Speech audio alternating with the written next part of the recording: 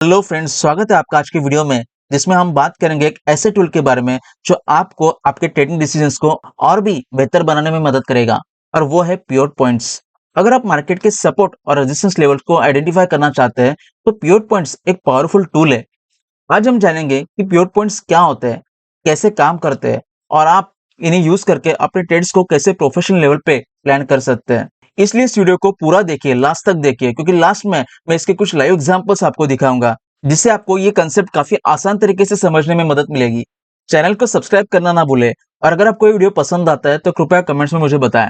तो चलिए बिना देरी के शुरू करते हैं और सबसे पहले समझते हैं कि पिवट पॉइंट्स क्या होते हैं।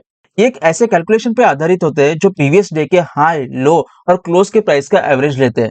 इस पॉइंट्स को एक सेंट्रल रेफरेंस पॉइंट के रूप में देख सकते हैं जो मार्केट का मूड बताता है और इसका फॉर्मूला होता है high plus low plus close divide by 3। Example, मान लीजिए आपके पास प्रीवियस ट्रेडिंग डे का डाटा है जिसमें कि हाई है 200, लो है 180 और क्लोज है 190। सो इसका कैलकुलेशन कुछ इस तरीके से होता है, pivot point is equal to 200 plus 180 plus 190 divide by 3।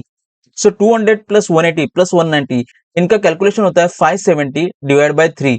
सो इसका आंसर आता है 190। सो पिवट पॉइंट है 190 और इसी के बेसिस पे ऊपर रेजिस्टेंस लेवल्स होते हैं जिन्हें R1, R2, R3 कहते हैं और नीचे सपोर्ट लेवल्स होते हैं जिन्हें S1, S2, S3 कहते हैं।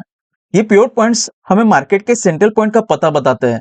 इसके कुछ प्रकार होते हैं जैसे कि Fibonacci pivot points, traditional pivot points, Camarilla pivot points, Woodie's pivot points, DeMark pivot points, floor pivot points. इनमें से ज्यादातर फिबोनाची पिवट पॉइंट्स और ट्रेडिशनल पिवट पॉइंट्स का यूज किया जाता है। फिबोनाची पिवट पॉइंट्स की एक्यूरेसी कंपैरेटिवली काफी अच्छी है, इसलिए मैं फिबोनाची पिवट पॉइंट्स का यूज करता हूँ। चलिए अब एक लाइव चार्ट एग्जांपल देखते हैं जिसमें हम पिवट पॉइंट्स का उपयोग करके ट्रेड प्लान करेंगे। आगे जाने से पहले ये मेरा ज़ीरोधा डीमैट अकाउंट है। अगर आप शेयर मार्केट में इन्वेस्टमेंट करना चाहते हैं और अब तक आपके पास डीमैट अकाउंट नहीं है तो मैं आपको सजेस्ट करूंगा कि आप ज़ीरोधा के साथ अपना फ्री डीमैट अकाउंट ओपन करें। ज़ीरोधा भारत का सबसे भरोसेमंद और सबसे बड़ा डिस्काउंट ब्रोकिंग प्लेटफॉर्म है जो लो ब्रोकरेज के साथ साथ fast account opening, advance trading platform, education, support और ढेर सारी रिसर्च और एनालिसिस टूल्स प्रोवाइड करता है। वीडियो के डिस्क्रिप्शन में मैंने अकाउंट ओपनिंग लिंक दी हुई है, उस लिंक पे क्लिक करें और अपना अकाउंट आज ही ओपन करें। और शेयर दोस्तों, ये इन्फोसिस का 5 मिनट्स का चार्ट है। पिवट पॉइंट्स को लगाने के लिए हमें यहाँ पे इंडिकेटर्स में जाना होगा और यहाँ पे टाइप करना होगा पिवट पॉइंट्स। सो यहाँ पे पिवट पॉइंट स्टैंडर्ड करके आ गया है, इस पे अगर हम क्लिक करेंगे तो ये पिवट पॉइंट्स यहाँ पे लग जाएंगे। अब हम यहाँ से इनकी सेटिंग चेंज करेंगे। इनपुट्स में ट्रेडिशनल की जगह हम फिबोनाची पिवट पॉइंट्स को यूज करेंगे जिनका सक्सेस रेट ज्यादा है और इनकी एक्यूरेसी भी काफी अच्छी है। और ये लाइन का कलर चेंज करेंगे ताकि एनालिसिस करने के लिए इजी जा सके। पिवट पॉइंट्स यहाँ पे लग गए। ये P दिख रहा है, ये पिवट पॉइंट है। R1, R2, R3 resistance levels है और S1, S2, S3 support levels है। अगर मार्केट पिवट पॉइंट के ऊपर ओपन होता है तो चांसेस होता है कि मार्केट बुलिश रह सकता है और अगर मार्केट इस पिवट पॉइंट के नीचे ओपन होता है तो चांसेस होते हैं कि मार्केट बेरिश रह सकता है। जैसे कि हमें यहाँ पे देखने मिल रहा है कि मार्केट सुबह पिवट पॉइंट्स के ऊपर जस्ट ओपन हुआ और बाद में दिन भर ये मार्केट यहाँ से बुलिश रहा। अगर हम यहाँ पे बाय करते हैं तो ये ऊपर R1, R2 और R3 तीनों रेजिस्टेंस को टेस्ट कर चुका है। हमारे टारगेट्स यहाँ पे अच्छे हो जाते हैं। यहाँ पे देखेंगे तो ये मार्केट पिवट पॉइंट के नीचे ओपन हुआ था और हम देख सकते हैं बाद में दिन भर ये मार्केट बेरिश रहा। और यहाँ पे अगर हम शॉर्ट सेल करते हैं तो यहाँ पे हमारे S1, S2 और S3 तीनों टारगेट्स अच्छे हो जाते हैं क्योंकि इसने S1, S2, S3 तीनों सपोर्ट लेवल को टेस्ट किया था। लेकिन ऐसा करना गलत हो सकता है। काफी ट्रेडर्स एक बड़ी गलती कर देते हैं और वो है सिर्फ पिवट पॉइंट्स पे रिलाई करना। अगर आपको मार्केट का ओवरऑल ट्रेंड नहीं पता या फिर आप प्राइस एक्शन को नहीं समझ सकते हैं तो पिवट पॉइंट्स गलत सिग्नल दे सकते हैं। जैसे कि यहाँ पे हम देख सकते हैं कि मार्केट मॉर्निंग में पिवट पॉइंट्स के नीचे ओपन हुआ था लेकिन बाद में नीचे आने के बजाय ये ऊपर चला गया और दिन भर बुलिश रहा। तो ऐसे में अगर हम ट्रेड लेते हैं तो यहाँ पे हम फंस जाते हैं। तो इसमें कंसिस्टेंट प्रॉफिट्स लेने के लिए और प्रॉफिटेबल ट्रेडिंग करने के लिए क्या करना चाहिए? तो इसके लिए हमें कुछ इंपॉर्टेंट सपोर्टिव टूल्स का इस्तेमाल करना होगा, कुछ इंडिकेटर्स का यूज करना होगा जो हमें इन फॉल्स सिग्नल से बचने में मदद करेंगे और इनसे हमारे ट्रेड्स कंसिस्टेंटली प्रॉफिटेबल हो सकते हैं। इसलिए हम यहाँ पे 3 इंडिकेटर्स का इस्तेमाल करेंगे जो हमें एक्यूरेट सिग्नल्स आइडेंटिफाई करने में मदद करेंगे। उसमें पहला है मूविंग एवरेज, सेकंड है वॉल्यूम और तीसरा है MACD इंडिकेटर। सबसे पहले हम यहाँ पे मूविंग एवरेज को लगाते हैं। ये यहाँ पे मैंने टाइप कर दिया मूविंग एवरेज। ये मूविंग एवरेज यहाँ पे आ गया है और इसकी सेटिंग चेंज करते हैं। हमें सबसे पहले मूविंग एवरेज लेना है 20 का और यहाँ पे EMA सिलेक्ट करेंगे क्योंकि हम एक्सपोनेंशियल मूविंग एवरेज को लेते हैं। इसका कलर रखेंगे रेड ताकि एनालिसिस करने के लिए काफ़ी आसान जा सके। ओके कर देंगे तो ये 20 का मूविंग एवरेज यहाँ पे लग चुका है। अब हम वॉल्यूम इंडिकेटर को यहाँ पे ऐड करेंगे। ये वॉल्यूम मैंने यहाँ पे टाइप किया हुआ है और ये वॉल्यूम यहाँ पे हम देख सकते हैं लग गया है। नीचे वॉल्यूम हमें यहाँ पे दिख रहा है। इसकी भी सेटिंग थोड़ी चेंज करेंगे। इनके जो कलर्स है वॉल्यूम के ये थोड़े से डार्क करेंगे ताकि एनालिसिस करने के लिए इजी जा सके। और यहाँ पे स्मूथेड एमए पे क्लिक करेंगे ताकि वॉल्यूम अपने एवरेज वॉल्यूम से ज्यादा है ये हमें पता चल सके। ये जो लाइन दिख रही है ये स्मूथेड एमए है। इस लाइन के ऊपर अगर वॉल्यूम जाता है तो वॉल्यूम अपने एवरेज वॉल्यूम से ज्यादा है ये माना जाता है, और इसके नीचे अगर वॉल्यूम है तो वॉल्यूम अपने एवरेज वॉल्यूम से कम है ऐसे माना जाता है। और अब तीसरा इंपॉर्टेंट इंडिकेटर MACD हम यहाँ पे ऐड करेंगे। ये MACD इंडिकेटर यहाँ पे ऐड हो चुका है और इसकी भी सेटिंग यहाँ से चेंज करेंगे। MACD लाइन मैं हमेशा ग्रीन कलर में लेता हूँ, इसकी थिकनेस बढ़ा देते हैं। और सिग्नल लाइन मैं हमेशा रेड कलर में लेता हूँ और इसकी भी थिकनेस बढ़ा देंगे। तो ये MACD इंडिकेटर यहाँ पे लग चुका है। इन तीनों इंडिकेटर्स के ऊपर मैंने स्पेशल वीडियोस बनाया हुआ है अपने चैनल पे, जिसमें मैंने डिटेल में सिखा हुआ है कि किस तरीके से इन इंडिकेटर्स का इस्तेमाल करके हम ट्रेडिंग स्ट्रेटेजी बना सकते हैं। अगर आपने अभी तक उस वीडियो को नहीं देखा है तो उन वीडियोस की लिंक्स आपको नीचे डिस्क्रिप्शन में मिल जाएगी, जहां पे आप इन इंडिकेटर्स को डिटेल में सीख सकते हैं। अब हम यहाँ पे हमारी ट्रेडिंग स्ट्रेटेजी बनाते हैं। जब मार्केट इस पिवट पॉइंट के ऊपर ओपन होता है और इस 20 के मूविंग एवरेज को क्रॉस करता है तो ये एक बाय का इंडिकेशन होता है। ये जो क्रॉसिंग कैंडल है इस कैंडल के हाई के ऊपर नेक्स्ट कैंडल पे हम बाय कर सकते हैं, लेकिन बाय करते टाइम पे हमें वॉल्यूम और MACD इंडिकेटर से कंफर्मेशन लेना है। वॉल्यूम में हमें देखना है कि वॉल्यूम अपने एवरेज वॉल्यूम से ज्यादा है या नहीं, और MACD इंडिकेटर में हमें देखना है कि जब हम बाय करते हैं, जब हमें ऊपर बाय का सिग्नल मिलता है तो ये ग्रीन लाइन इस रेड लाइन के ऊपर होनी चाहिए। ये ग्रीन लाइन MACD लाइन है यानी कि मैगडी लाइन है और ये रेड लाइन सिग्नल लाइन है। अगर कैंडल इस 20 के मूविंग एवरेज को क्रॉस करती है तो इस कैंडल के हाई के ऊपर नेक्स्ट कैंडल पे हम बाय कर सकते हैं अगर वॉल्यूम अपने एवरेज वॉल्यूम से ज्यादा हो और अगर मैगडी लाइन सिग्नल लाइन के ऊपर हो। और ऊपर R1, R2, R3 ये हमारे टारगेट्स होंगे। हम यहाँ पे देख सकते हैं इस कैंडल का जो हाई था ये था 1955। स्टॉप लॉस हमें सपोर्ट लेवल S1 के नीचे लगाना है। 1955 पे हमें यहाँ पे बाय का सिग्नल मिला था। हम यहाँ पे देख सकते हैं कि नेक्स्ट कैंडल पे बाय करने के बाद ये स्टॉक थोड़ा सा नीचे आया था, 20 का सपोर्ट इसने लिया था और 20 का सपोर्ट लेके फिर से एक बार ऊपर जाके R3 के लेवल को इसने टेस्ट किया था, यानी कि जो टारगेट था ये टारगेट यहाँ पे अचीव हुआ था। और एक एग्जांपल देखते हैं।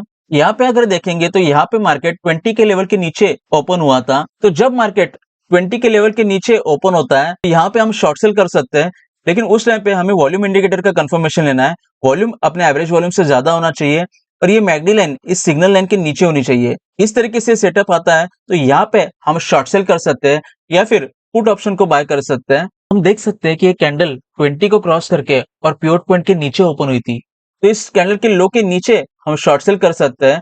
नीचे S2, S3 ये हमारे टारगेट्स होंगे और ऊपर R1 के जस्ट अबव हमें स्टॉप लॉस लगाना है।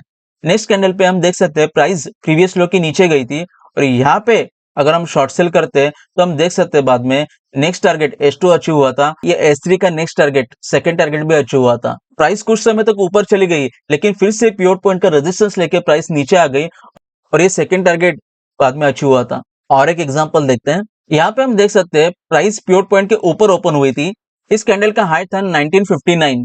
1959 पे इसने बाय का सिग्नल हमें यहाँ पे मिला था। वॉल्यूम अपने एवरेज वॉल्यूम से ज्यादा था, लेकिन मैगडी ने तब बाय का इंडिकेशन नहीं दिया था क्योंकि मैगडी लाइन अभी तक इस रेड लाइन को यानी कि इस सिग्नल लाइन को क्रॉस करके ऊपर नहीं गई थी, इसके लिए हम यहाँ पे बाय नहीं करेंगे। यहाँ पे अगर देखेंगे इस कैंडल पे तो यहाँ पे हम देख सकते हैं कि वॉल्यूम अपने एवरेज वॉल्यूम से ऊपर चला गया था, मैगडी लाइन सिग्नल लाइन के ऊपर चली गई थी, स्ट्रॉन्ग बुलिश कैंडल यहाँ पे क्रिएट हुई थी और ये कैंडल 20 के ऊपर 20 के मूविंग एवरेज के ऊपर क्रिएट हुई थी।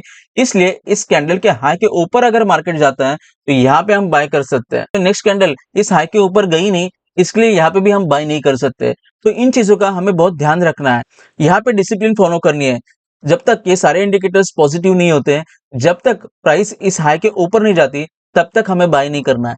यहाँ पे हम देख सकते हैं प्राइस पिवट पॉइंट के नीचे ओपन हुई थी और उस टाइम पे वॉल्यूम अपने एवरेज वॉल्यूम से ज्यादा था, मैगडी लाइन सिग्नल लाइन के नीचे थी। तो ये जो शॉर्ट सेल का इंडिकेशन हमें यहाँ पे मिला था, इस शॉर्ट सेल के इंडिकेशन को इंडिकेटर्स ने कंफर्म किया था। इस क्रॉसिंग कैंडल के लो के नीचे शॉर्ट सेल करना होता है। नेक्स्ट कैंडल ने इस क्रॉसिंग कैंडल का लो क्रॉस किया था और 1925 को हमें शॉर्ट सेल का सिग्नल मिला था और हम देख सकते हैं बाद में ये नीचे सपोर्ट 1 और सपोर्ट 2 को क्रॉस करके नीचे आया था। तो ये 2 टारगेट्स यहाँ पे नीचे अचीव हुए थे। बाद में फिर से हम यहाँ पे देख सकते हैं मार्केट यहाँ से ऊपर चला गया, लेकिन जब मार्केट ने इस 20 के मूविंग एवरेज को ऊपर की तरफ क्रॉस किया था, तो उस टाइम पे हमें बाय का सिग्नल तो मिला था, लेकिन वॉल्यूम अपने एवरेज वॉल्यूम से ज्यादा नहीं था, इस वजह से हम यहाँ पे बाय नहीं करेंगे। जब यहाँ पे ये स्ट्रॉन्ग बुलिश कैंडल क्रिएट हुई थी, तो इस टाइम पे हम देख सकते हैं कि वॉल्यूम अपने एवरेज वॉल्यूम से ऊपर चला गया था, मैगडी लाइन सिग्नल लाइन के ऊपर चली गई थी, तो यहाँ पे ये बाय का इंडिकेशन हमें मिला था 1933 के लेवल पे। बाद में थोड़ा सा नीचे आया और इस सपोर्ट को S1 को टच करके ये ऊपर चला गया। R1, R2, R3 तीनों रेजिस्टेंस को इसने टेस्ट किया था। तो यहाँ पे अगर हम बाय करते हैं तो यहाँ पे ये हमारे टारगेट्स तीनों टारगेट्स अच्छे हो जाते हैं।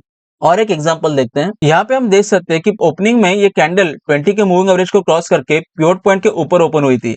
उस टाइम पे वॉल्यूम अपने एवरेज वॉल्यूम से ज्यादा था, तो वॉल्यूम ने हमें बाय का इंडिकेशन दिया था। मैगडी लाइन सिग्नल लाइन के ऊपर चली गई थी, तो मैगडी ने भी ये बाय का इंडिकेशन हमें दिया था और इस कैंडल के हाई के ऊपर हमें बाय का सिग्नल मिला था 1936 के लेवल पे।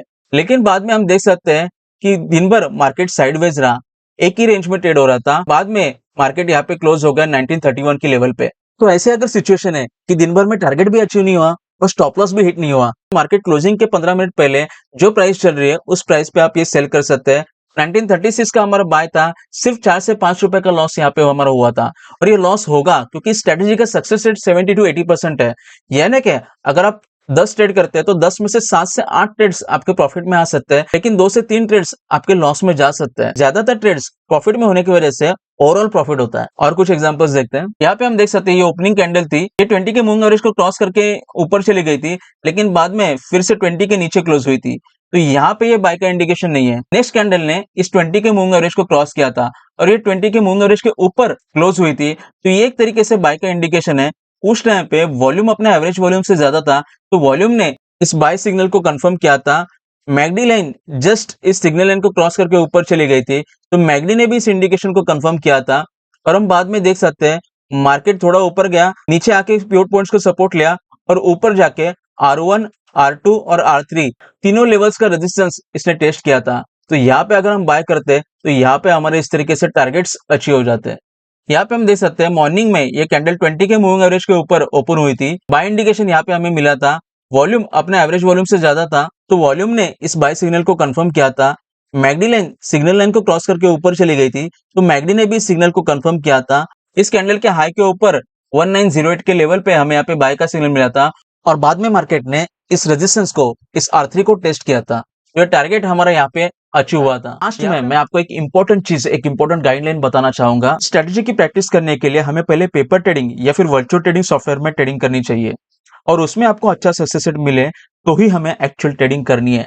ये ट्रेडिंग करते करते करते करते हमें एक जजमेंट आ जाएगी, हमारा हाथ बैठ जाएगा और उसके बाद जब हम एक्चुअल ट्रेडिंग करेंगे तो वहां पे हमें बहुत अच्छा सक्सेस रेट मिलेगा। इस तरीके से आज बहुत ही आसान और सिंपल तरीके से हमने देखा कि पिवट पॉइंट्स को यूज करके आप किस तरह अपने ट्रेड्स को प्रोफेशनल लेवल पर प्लान कर सकते हैं। अगर आपको ये वीडियो पसंद आई हो और आपको कुछ नया सीखने को मिला हो तो कृपया इस वीडियो को अपने दोस्तों के साथ शेयर करें। शेयर करने से ना सिर्फ उन्हें मदद मिलेगी बल्कि मुझे भी मोटिवेशन मिलेगा और मैं आपके लिए और भी इंफॉर्मेटिव वीडियोस बना पाऊंगा। आपके सपोर्ट के लिए बहुत धन्यवाद। चैनल को सब्सक्राइब करना ना भूलें और कमेंट्स में बताएं कि आप कौन सी स्ट्रेटेजी यूज करते हैं और बेल आइकन को जरूर प्रेस करें ताकि हमारे नए वीडियोस की नोटिफिकेशन तुरंत मिल सके। धन्यवाद, मिलते हैं अगले वीडियो में।